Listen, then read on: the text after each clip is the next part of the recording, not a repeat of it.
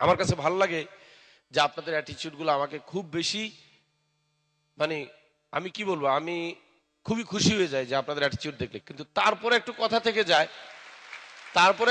থেকে যায় যেটা আমি আমার বিভিন্ন অনুষ্ঠানে আমি খেয়াল করি, যেটা আপনাদের সাথে খোলামেলা শেয়ার না করলেই নয়।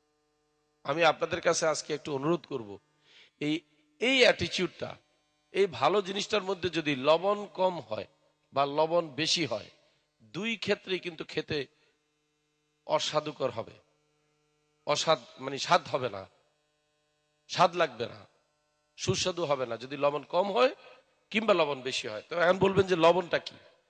লবণ হচ্ছে, আমি খেয়াল করেছি আপনারা অনেক সময় কোনো বক্তা যদি কোনো বিষয়ে বক্তব্য রাখেন, সেই বিষয়ে যদি আপনার সমর্থন না থাকে, আপনি যদি ওনার বক্তৃতাটাকে সমর্থন দিতে না পারেন, তাহলে আপনারা একটা কেমন যেন একটা গুঞ্জন করে উঠেন, নো নো নো।